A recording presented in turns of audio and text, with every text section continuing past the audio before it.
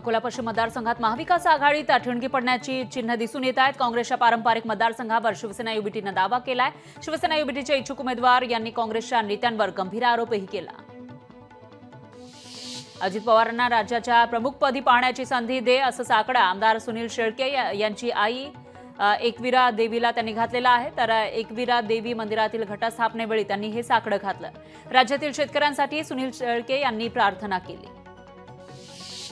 विशाळगड प्रकरणातील आरोपीनं रामगिरी महाराजांची भेट घेतलेली आहे। आरोपी रवींद्र पडबळनं रामगिरी आणि काडसिद्धेश्वर महाराजांची भेट घेतली। सोशल मीडियावर हा भेटीचा व्हिडिओ अपलोड करण्यात आलाय। साताऱ्यामध्ये माहिती अधिकार आणि सामाजिक कार्यकर्ते सुशांत मोरे यांनी जिल्हाधिकारी कार्यालयाच्या समोर उपोषण सुरू केलंय। नागठाणे इथं बेकायदेशीर दिलेल्या बांधकामाची परवानगी रद्द करावी, त्याचबरोबर महाबळेश्वरमध्ये मिळकत शासनाच्या ताब्यात द्यावी अशा विविध मागण्यांसाठी उपोषण करण्यात आलंय। उपमुख्यमंत्री अजित पवार यांनी बेताल देवेंद्र भुयार यांचे कान टोचले। देवेंद्र भुयार यांचं मुलींबाबतचं विधान चुकीचं होतं, त्याचं वक्तव्य शेतकरी आणि मुलींना वेदना देणारं होतं असं अजितदादा म्हणाले। माजी क्रिकेटपटू मोहम्मद अझरुद्दीन यांना ईडीनं समन्स बजावलेला आहे। मनी लॉन्ड्रिंग प्रकरणामध्ये अझरुद्दीन यांना ईडीनं समन्स बजावलंय। लवकरच अझरुद्दीन यांच्यावर ईडी कारवाईची शक्यता आहे। हैदराबाद क्रिकेट असोसिएशनमध्ये मनी लॉन्ड्रिंग केल्याचा आरोप त्यांच्यावर करण्यात आलाय। गडचिरोलीमधील गोंडवाना विद्यापीठामध्ये दीक्षांत समारंभ राज्यपाल सीपी राधाकृष्णन यांच्या उपस्थितीमध्ये संपन्न झाला। मात्र विविध अभ्यासक्रमातील गोल्ड मेडलिस्ट आणि पीएचडी धारकांना प्रमुख पाहुण्यांच्या हस्ते सन्मान चिन्ह न दिल्यानं नाराजी व्यक्त होतीये। महाराष्ट्रामध्ये बांधकाम कामगार योजनेची माहिती आणि प्रसारण करण्यासाठी अनेक वाहनांचा वापर केला जातोय। मात्र मध्यरात्रीच्या सुमारास या वाहनांचा उपयोग फिल्मी गाणी लावण्यासाठी केला जातोय। या वाहन चालकांवर कारवाई करावी अशी मागणी नागरिक करत आहेत। वाशिम जिल्ह्यामध्ये सोयाबीनच्या लागवडीला लागणारा खर्च आणि मिळत असलेला अत्यंत कमी भाव यामध्ये वाशिमचे शेतकरी हतबल झाले। सध्या बाजारामध्ये सोयाबीनला अवघा 4,000 ते 4,500 दर मिळतोय। मात्र याचा उत्पादन खर्च यापेक्षाही जास्त आहे, त्यामुळे सोयाबीनचं पीक शेतकऱ्यांसाठी तोट्याचा व्यवसाय ठरतोय। सांगलीच्या तासगाव तालुक्याला पावसानं झोडपून काढलेला आहे। तालुक्यातील मोडी राजुरी गावाला गारपिटीचा तडाखा बसलाय। ग्रामीण भागामध्ये गारांसह झालेल्या पावसामुळे शेतकऱ्यांमध्ये भीतीचं वातावरण आहे। मनोज रांगे पाटील यांच्या दसरा मेळाव्यासाठी नारायणगाडासह 175 एकर मैदानावर तयारी केली जाते, तर 200 एकरवर पार्किंग असणार आहे। या कार्यक्रमासाठी मुस्लिम समाजासह सर्वांकडून 20 लाखांचा निधी प्राप्त झालाय। सिंधुदुर्गच्या कणकवलीमध्ये तो येतोय अशा आशाचे बॅनर लावण्यात आले। तो येतोय घराणेशाही नष्ट करण्यासाठी अशा आशाचे हे बॅनर आहेत। शहरातील बॅनरची नागरिकांमध्ये जोरदार चर्चा सुरू आहे। नागपूर शहर बसचे कंत्राटी कर्मचारी संपावर गेलेत। नागपूरच्या मोर भवन बस स्थानकामध्ये कर्मचाऱ्यांनी आंदोलन केलं। पगारवाढीसह विविध मागण्यांसाठी कर्मचाऱ्यांनी आंदोलन केलं। एमआयएमचे नेते इम्तियाज जलील यांच्यावर पुण्यातील कोंढवा पोलीस ठाण्यात गुन्हा दाखल झालाय। छत्रपती संभाजीनगर नावाला काळं फासल्याप्रकरणी हा गुन्हा दाखल करण्यात आला। घड्याळ चिन्हाबाबत 15 ऑक्टोबरला सुनावणी होणार आहे। अजित पवारांच्या राष्ट्रवादीला चिन्हाचा वापर करण्यास मनाई करावी अशी मागणी राष्ट्रवादी एसपीकडून करण्यात आली आहे। भोर वेल्हा मुळशीमधील घराणेशाही हटवा अशा आशाचे बॅनर मुळशी शहरालगत लागलेले आहेत। संग्राम थोपटेंच्या विरोधात शहरामध्ये बॅनरबाजी करण्यात आली आहे। या बॅनरची राजकीय वर्तुळात चांगली चर्चा रंगली।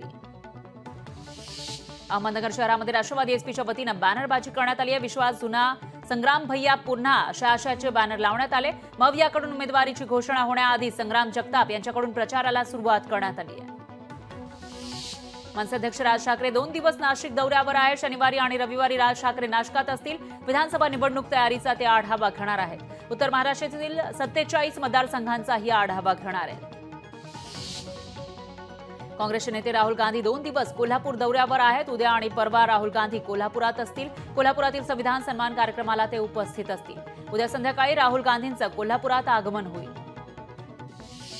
राष्ट्रवादी एसपीकडून 9 दिवसीय धरणे आंदोलन केलं जाणार आहे। दुपारी 12 ते 3 या वेळेमध्ये 9 दिवस धरणे आंदोलन होणार आहे। महिलांच्या प्रश्नांवर राष्ट्रवादी एसपीकडून 9 दिवस निषेध आंदोलन केलं जाणार आहे। पुण्यातील 4 विधानसभेचा उद्धव ठाकरेंनी आढावा घेतलाय। कोथरूड, वडगाव शेरी, हडपसर, खडकवासला या जागांचा आढावा घेतला। उद्धव ठाकरेंनी पदाधिकाऱ्यांना कामाला लागण्याच्या सूचनाही दिल्या।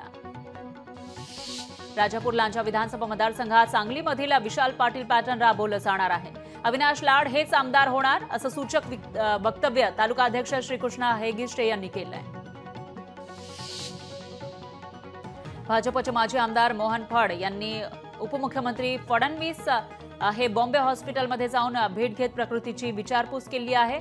तर त्यांच्या प्रकृतीमध्ये लवकरच सुधारणा व्हावी अशी ईश्वरचरणी प्रार्थना करतो असं फडणवीस यांनी सांगितलेलं आहे. तर फडणवीस यांनी भाजपचे माजी आमदार मोहन फड यांची विचारपूस केली आहे. महंत रामगिरी महाराजांवर राज्यभरात 67 गुन्हे दाखल झाले आहेत. राज्य सरकारनं मुंबई हायकोर्टात माहिती दिली आहे. मुस्लिम समाजाबाबत आक्षेपार्ह विधान प्रकरणी गुन्हे दाखल झाले.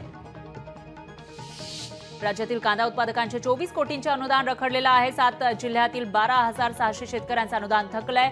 अनुदान न दिल्यास निवडणुकीला शेतकऱ्यांच्या रोषाला सामोरं जावं लागेल असा इशारा शेतकऱ्यांनी दिलाय. साताऱ्यातील खटाव परिसरात मुसळधार पाऊस कोसळतोय. गारांसह झालेल्या मुसळधार पावसामुळे खटावला झोडपून काढलाय. गारांमुळे नागरिकांना उकाड्यापासून दिलासा मिळाला. वाशिम जिल्ह्यामध्ये सोयाबीन काढण्याची मोठ्या प्रमाणामध्ये लगबग सुरू आहे. यातच माहुली ते चाकूर पाणंद रस्त्याची अत्यंत दुरावस्था झाली आहे. त्यामुळे शेतकऱ्यांना मोठी कसरत करावी लागते. पावसापासून वाचलेले सोयाबीन आता घरी नेण्यासाठी शेतकऱ्यांना नाहक त्रास होतोय. मुंबई अहमदाबाद राष्ट्रीय महामार्ग भिवंडी चिंचोटी राज्यमार्ग या दोन्ही रस्त्यावरील दुरावस्थेविरोधात स्थानिक भूमिपुत्र संघटनेनं निषेध आंदोलन केलं. भूमिपुत्र संघटनेनं शाळकरी मुलांना घेऊन आंदोलन केलं. तर भूमिपुत्र संघटनेचे अध्यक्ष सुशांत पाटील आणि काँग्रेसचे प्रदेश सरचिटणीस विजय पाटील यांच्या नेतृत्वात आंदोलन करण्यात आलं. हिंगोली जिल्ह्यामध्ये कडती ते नरसी नामदेव रस्त्याची दुरावस्था झाली आहे. संत नामदेव यांच्या जन्मस्थळाकडे जाणाऱ्या मार्गावर खड्डेच खड्डे पडलेत. मोठमोठ्या खड्ड्यांमुळे वाहन चालकांना नाहक त्रास होतोय.